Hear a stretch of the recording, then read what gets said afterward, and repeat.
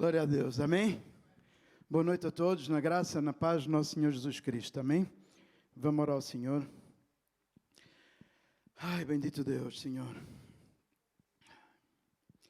Senhor, graças a Deus que podemos estar na Tua presença, Senhor. Podemos estar aqui, Senhor, ao fim de um dia de trabalho, Senhor, ao fim de um dia de tantas preocupações, Senhor, no mundo, Senhor, ó Deus. E, Senhor, faltam palavras, Senhor, para exprimir aquilo que eu sinto, Senhor. É um privilégio muito grande podermos estar seguros em Ti, Senhor, debaixo das Tuas asas, Senhor.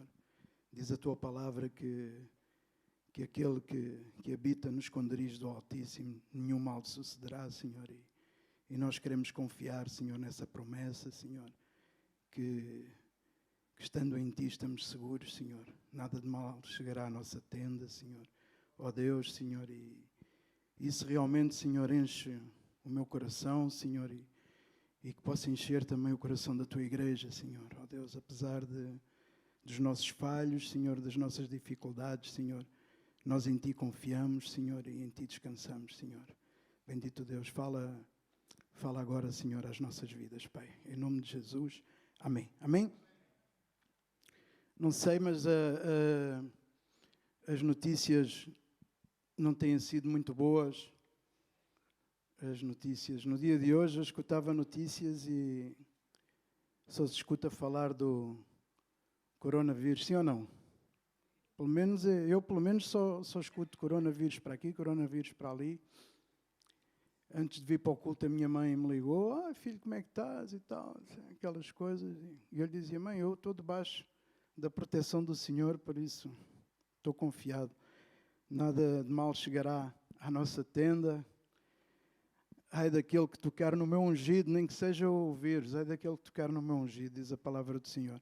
Mas no meio de tantas notícias más, tem que haver notícias boas, sim ou não?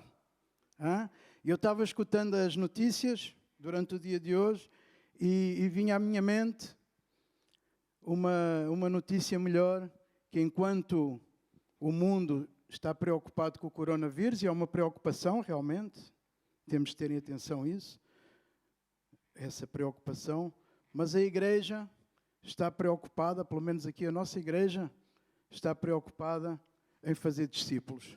Amém? Começámos um curso de discipulado a semana passada. Ontem tivemos aula também, vamos ter durante esta semana, à quinta-feira e todas as quintas-feiras. Claro que os discípulos se fazem no terreno, corpo a corpo, mas é sempre bom haver um incentivo dessas aulas de discipulado. E é bom quando uma igreja se preocupa em fazer discípulos. Amém? O mundo se preocupa com o coronavírus, está bem? E a igreja tem que se preocupar em fazer discípulos que possam levar a palavra de salvação a todas as almas. Amém? Então eu quero incentivar nesta noite acerca dos discípulos, daqueles que já participam no discipulado, aqueles que ainda não participam podem participar, mas aqueles que já estão fazendo esse discipulado, esse curso, que perseverem, que tenham um compromisso sério, porque eu creio que de todos os mandamentos do Senhor, ou todas as ordens do Senhor, eu creio que essa é a mais preciosa. Fazer discípulos, porque a grande comissão é exatamente isso. Ide por todo o mundo e fazei discípulos a todas as nações, batizando em nome do Pai, do Filho e do Espírito Santo. Amém? E aquele que crer será salvo. E esse é o plano que Deus tem para o homem. É que todo o homem seja salvo. Então, enquanto acho que é a DGS aqui em Portugal, Direção-Geral de Saúde, e os governos se preocupam com o coronavírus, acho muito bem que a igreja se preocupe em fazer discípulos, para que a palavra de Deus se possa propagar e a salvação seja anunciada a todos. E eu estava ali sentado e estava-me lembrando que foi nos tempos difíceis que a igreja mais se propagou. Foi a igreja primitiva, quando sofreu perseguição e no tempo da dispersão, diz que foi quando a igreja mais se propagou e mais discípulos fez. Então é na dificuldade que a igreja tem que aproveitar para fazer discípulos comprometidos com a palavra do Senhor. Amém? Glorificado seja o nome do Senhor.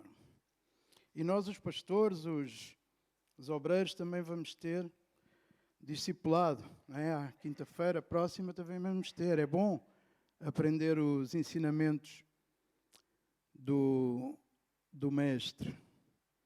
O que eu queria animar a igreja hoje é que possamos ter um compromisso sério. Aqui o pastor Rui falava de sermos constantes, de haver uma constância neste tema do discipulado, sermos constantes, começar e sermos constantes, não um dia quero, outro dia não quero, estou bem, amanhã estou mal, não, que haja uma constância na nossa vida. A palavra de Deus diz: sede firmes e constantes, sempre abundantes na obra do Senhor, sabendo que no Senhor o vosso trabalho não é em vão. Então, o servo de Deus, o discípulo, ele tem que ser constante. Não pode estar um dia bem, outro dia mal. Tem que ser constante. Apesar das dificuldades, eu tenho que estar bem. Tenho que estar bem. Tenho dificuldades, tenho provas, tenho lutas, mas tenho que estar bem. E a missão de fazer discípulos é a mais preciosa de todas as tarefas dadas por Jesus. E se hoje o tema tivesse um título, seria Discípulos, Crentes e Seguidores. Porque são três coisas completamente diferentes. Sim ou não? O discípulo é diferente do crente e do seguidor. A Bíblia diz que os demónios também creem, não? E tremem. Diz que os demónios também creem e tremem. Então, o ser crente só não chega. Um espírita, kardecista, ele crê ou não crê em Jesus? Sim ou não?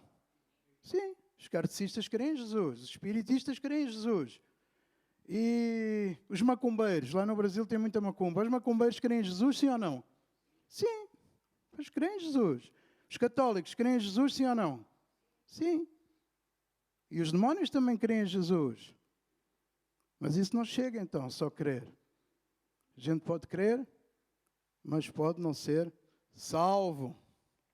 Porque com certeza que um macumbeiro não vai ser salvo. Com certeza. Com certeza. O seguidor. O seguidor é aquela pessoa que recebeu Jesus, que crê, que segue, mas não passa disso. E fica por aí. Ok, eu creio em Jesus, eu recebi Jesus como Senhor e Salvador da minha vida. Eu até me batizei nas águas, eu alcancei a salvação, mas fico por aqui. Não me quero comprometer mais. Sim ou não? Tem gente assim, sim ou não? Na igreja? Não sei, aqui na nossa igreja não, é tudo gente comprometida. Mas nas outras igrejas tem muita gente assim, é ou não é? Gente que recebe a Jesus e pronto, e por aí fica. E não se quer comprometer mais, não quer entrar, não quer saber. Alcançou a sua salvação e pronto. Mas não é isso que Deus quer para a tua nem para a minha vida. Deus quer que nós sejamos canais de salvação, agentes de salvação. O discípulo é um multiplicador de almas salvas. O seguidor é uma alma salva. O discípulo é um multiplicador de almas salvas. Verdade ou mentira? Aquele que é um discípulo, ele vai e multiplica a palavra da salvação. Jesus disse que coisas maiores fareis. Ele disse assim, coisas maiores fareis. O que é que isso quer dizer? Se agora me seguem multidões, daqui a não sei quantos anos, maiores multidões ainda vão ser salvas. E nós temos essa incumbência da parte do Senhor. E eu me alegrei me alegrei muito. Fiquei muito contente com este curso de discipulado, porque realmente é uma preocupação que a igreja tem que ter, e não somente a igreja, mas cada um de nós que faz parte da igreja, que somos a igreja. A igreja sou eu e você. Quantos dizem amém? Eu e você somos a igreja. Aqui este espaço é o templo onde nós nos congregamos para glorificar o nome do Senhor. Mas a igreja sou eu e tu. Quando nós viemos para aqui, os mais antigos lembram-se, o Carlos, onde é que está o Carlos? que andou aqui a trabalhar, de como é que era aqui o barracão. Sim ou não, Carlos? Estiveste aqui desde o princípio, o Zé Paulo também está aí, não? O Zé Paulo também, com certeza, que se lembra como é que era aqui o barracão, e aquele Canelas também. Os que andaram aqui a trabalhar, lembram-se que isto aqui era um barracão. E agora, um templo para a glória do Senhor. Mas a igreja, o que é a igreja? Sou eu e tu. E como igreja, temos que propagar a palavra do Senhor. Jesus nos chama a ser e a fazer discípulos. Mateus, capítulo número 28. Todo mundo conhece, mas vamos ler. Mateus, capítulo de número 28. Evangelho de Mateus, capítulo de número 28. Isto é uma boa notícia. A igreja se preocupar em fazer discípulos.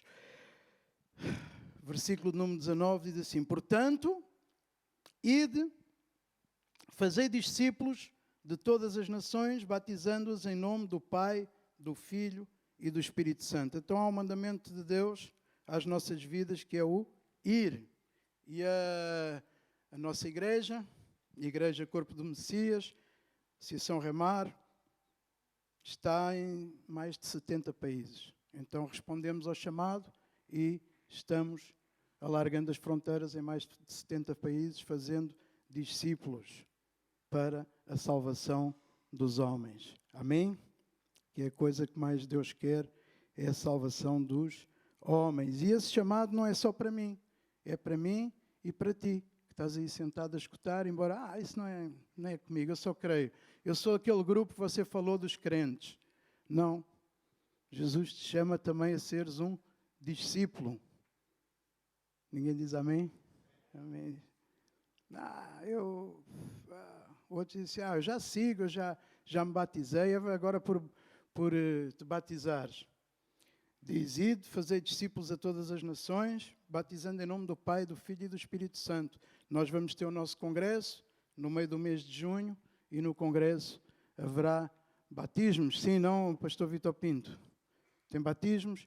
Então não percas a oportunidade de te batizar, vai já pensando nisso, porque a palavra de Deus diz que aquele que crer e for batizado será salvo. Então aproveita, pensa já em te batizar nas águas, em dar esse passo de fé para poderes alcançar a salvação da tua alma. Diz, ide, fazei discípulos a todas as nações, batizando em nome do Pai, do Filho e do Espírito Santo. Ser discípulo vai muito além de ser um seguidor.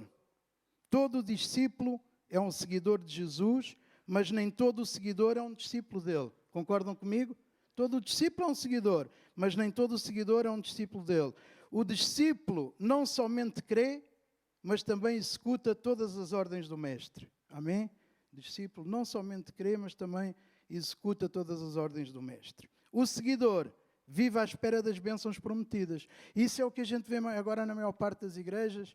Tem aqui alguns irmãos brasileiros. No Brasil há uma expansão muito grande das igrejas. Eu morei no Brasil muito tempo, o pastor Mário também. E as igrejas ali no Brasil, a grande maioria delas, o crente vai à igreja à espera de receber bênção. É verdade ou é mentira? Vai à espera de receber bênção. E se for abençoado, recebe a sua bênção, já é. Partiu para outra. Já recebi a minha bênção, já está. E é o que diz aqui, o seguidor vive à espera das bênçãos prometidas, mas o discípulo se entrega ao trabalho árduo e ao sacrifício pelo seu Senhor. O discípulo se entrega ao trabalho árduo e ao sacrifício por quem? Pelo seu Senhor. Outra coisa que também acontece muito na igreja, e agora por causa do seu Senhor, é que a maior parte do crente, a grande maioria do crente, quer Jesus como seu Salvador. Quem não quer Jesus como Salvador? Toda a gente quer Jesus como Salvador. Agora, Jesus como Senhor fica mais difícil. Dizer assim, bater no peito e dizer assim, Jesus Cristo é o meu Senhor.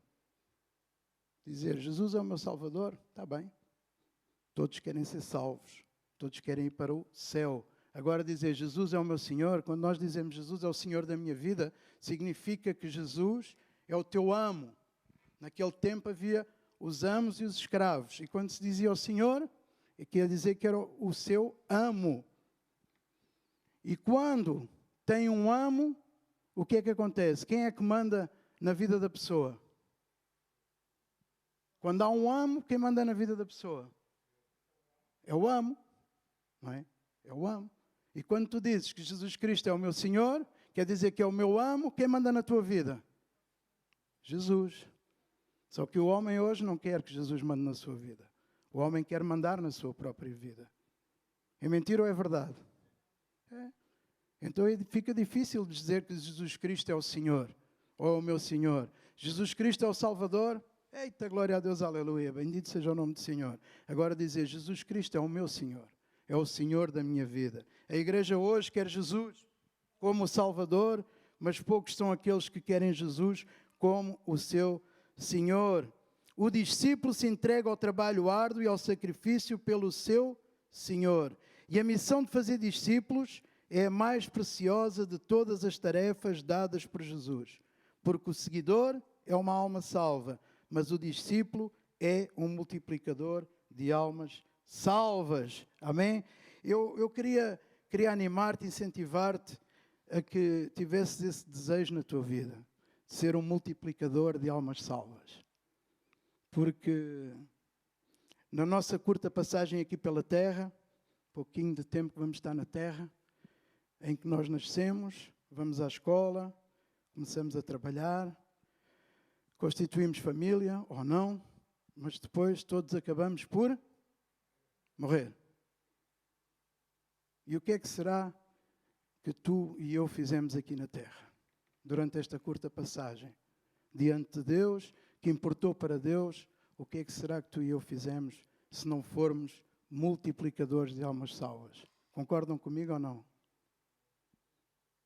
Então, o nosso chamado, ou a nossa missão aqui na terra, de todo homem, toda a mulher, é ser um multiplicador de almas salvas, porque é isso que Deus quer para todos os homens.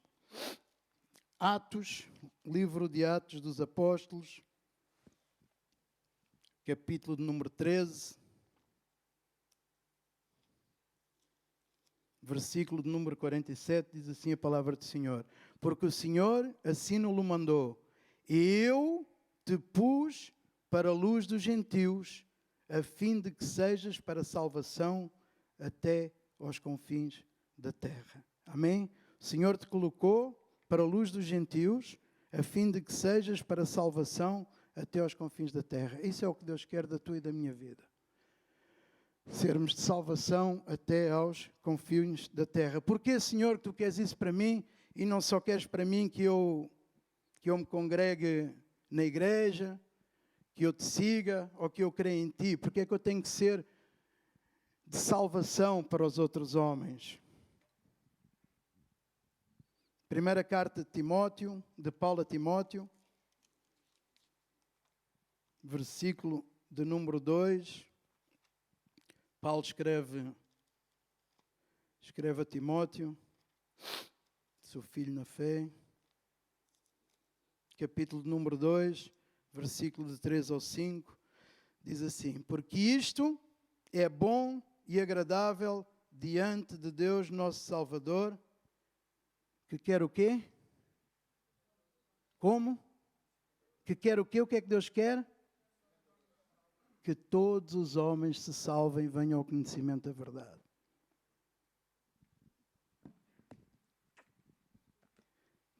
Deus quer que todos os homens se salvem e venham ao conhecimento da verdade. Quando tu e eu alcançamos a salvação, já não tem mais ninguém para ser salvo?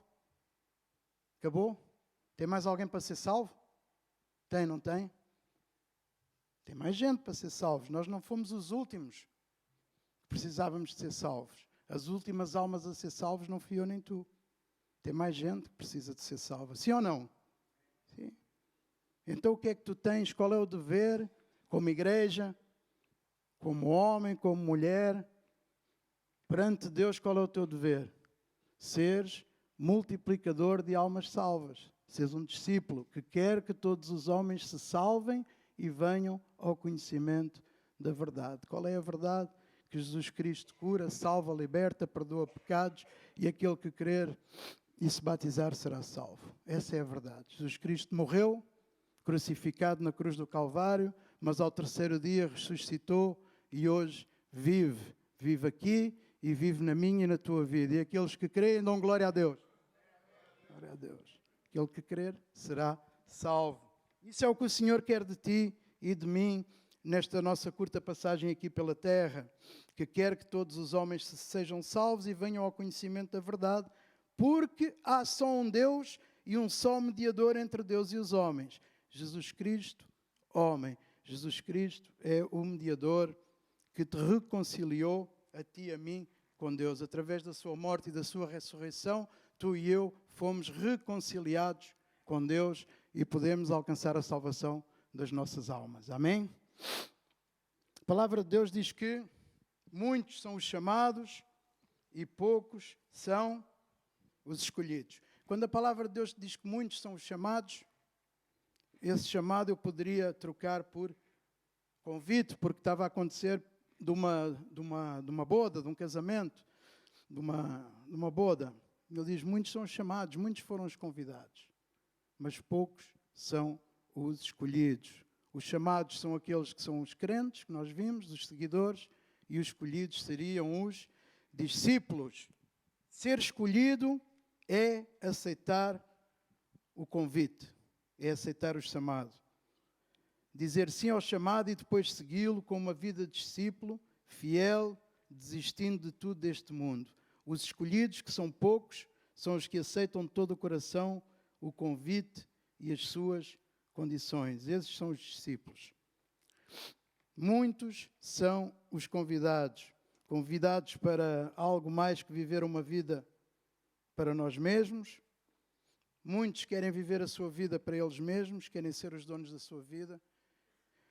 Mas Jesus, o Senhor, quer que tu vivas uma vida, tu e eu, vivas uma vida em prol dos outros, que te dous aos outros. E eu nisso aí, eu tenho vantagem sobre vocês.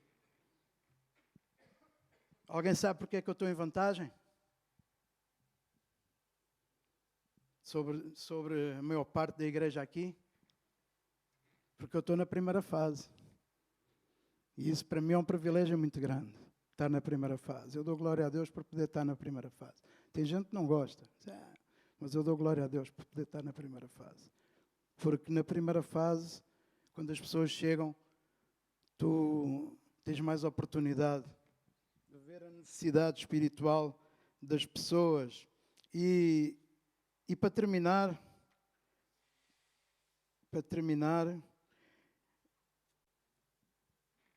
eu como homem, no outro dia, vocês sabem, quem é que sabe aqui no tempo dos espadachins, dos duelos, como é que se desafiava o outro para um duelo? Alguém sabe?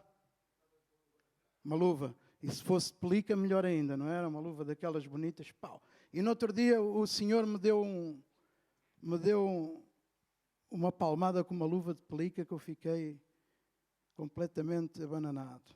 O Senhor me deu uma palmada, um tapa, como se diz no Brasil, de luva de pelica, porque eu como homem, e na primeira fase, às vezes eu tenho esse pensamento, e todos temos, não sou só eu.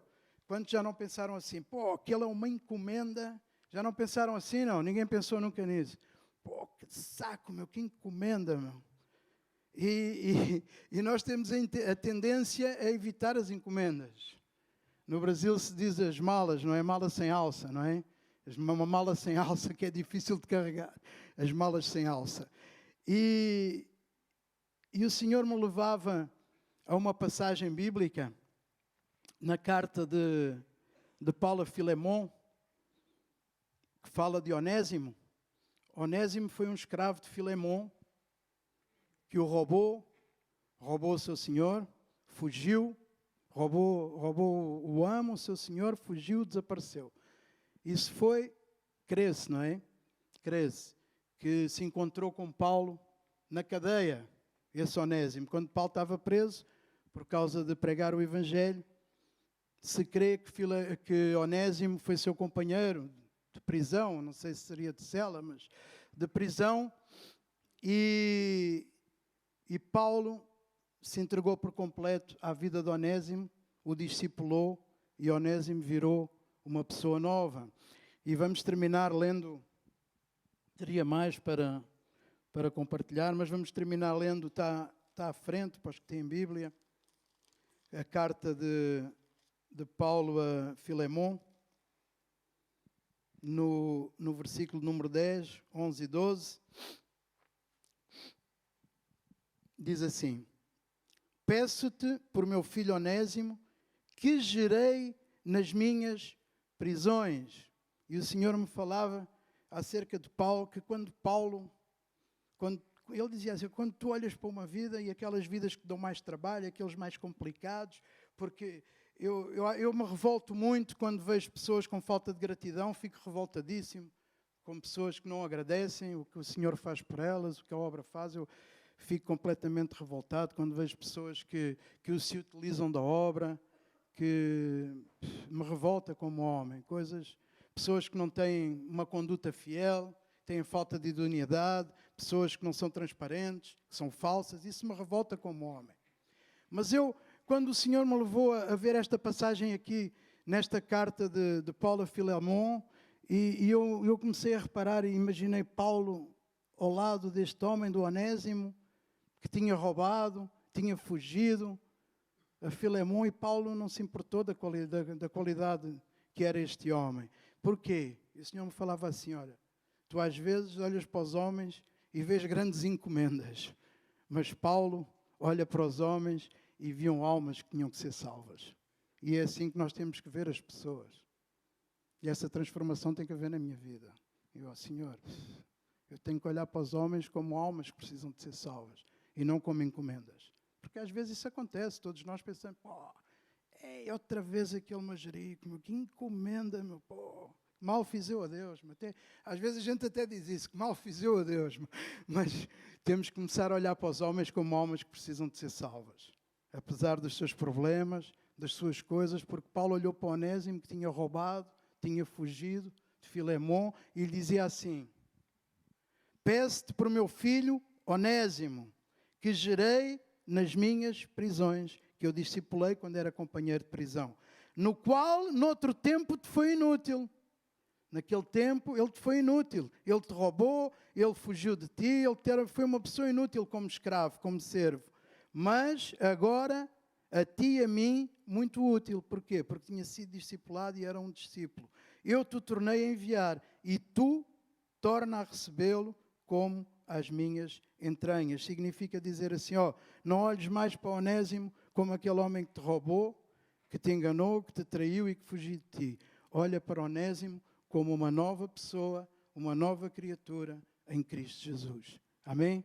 E assim que nós temos que olhar para os homens, fazendo discípulos como Paulo fez a Onésimo e intercedeu pela vida dele junto de Filemon. Quando te doas para os outros, Cristo se manifesta em ti, porque Ele também se doou a ti e a mim. Amém?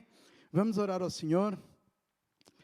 Senhor, levanta neste lugar homens e mulheres fiéis, obedientes ao convite, ao chamado, Senhor, que possam ser constantes, permanecer, Senhor, bendito Deus, naquilo que Tu demandas, que é fazer discípulos, Senhor. Levanta verdadeiros discípulos, Senhor, que se entreguem, Senhor, por amor a Ti e ao Evangelho da salvação, Senhor, porque o desejo Teu para todos os homens é que todos os homens se salvem. E ai de mim, Senhor, se não fizer isso, Senhor, nesta curta passagem pela terra, Senhor. Ai de mim, Senhor. Livra-me, Senhor, de algum dia, Senhor, fugir ao chamado, Senhor, ao convite.